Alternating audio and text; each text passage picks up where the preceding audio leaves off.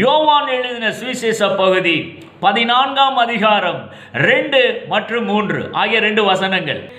என் பிதாவின் வீட்டில் அநேக வாசஸ்தலங்கள் உண்டு. நான் போய் உங்களுக்காக ஸ்தலத்தை ஆயத்தம் பண்ணின பின்பு நான் இருக்கிற இடத்திலே நீங்களும் இருக்கும்படி நான் மறுபடியும் வந்து உங்களை என்னிடத்தில் சேர்த்துக் கொள்வேன்.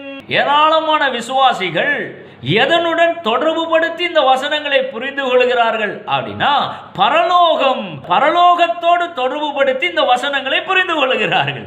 ஆனா பரலோகத்தை குறித்ததான எந்த தகவலையும் இந்த வசனங்கள் சொல்லவில்லை என்பதை முதலாவது நாம தெரிந்து கொள்ள வேண்டும்.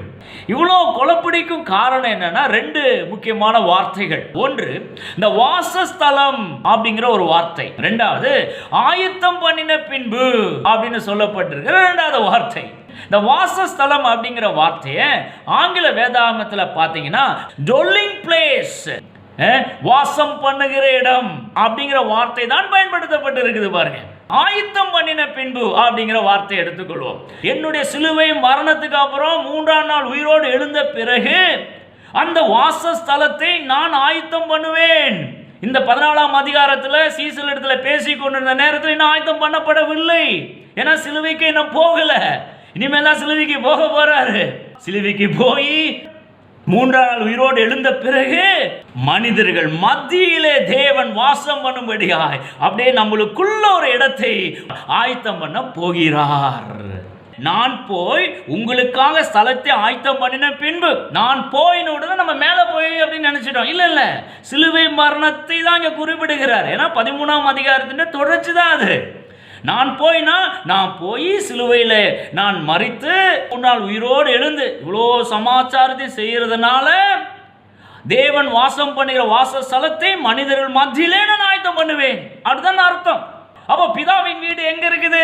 இததான் அப்போஸ்தலனாகிய பவுல் சொல்றாரு எபிரேயர் 3:6 வசனத்துல, நாமே அவருடைய வீடா இருப்போம். பிதாவின் வீடு அப்படிங்கிறது பரலோகம் அல்ல, நீங்களும் நானும் தான் பிதாவினுடைய வீடு. இந்த தேவனுடைய வீட்டில் வாசஸ்தலமாக, டொல்லிங் பிளேஸாக அவருடைய பிரசன்னம் காணப்படுகிறது. இந்த விதத்துல இந்த டொல்லிங் பிளேஸ ஆயத்த பண்ணும்படியாக தான் இயேசு கல்வாரி சிலுவைக்கு போனாரு. 3ஆம் நாள் உயிரோடு எழுந்து வந்தாரு, உங்களுக்குள்ள வாசம் பண்ணுகிறாரு. இந்த விதத்துல தான் இந்த யோவான் 14ஆம் அதிகாரம் 2 மற்றும் 3 ஆகிய 2 வசனங்களை புரிந்து கொள்ள வேண்டும்.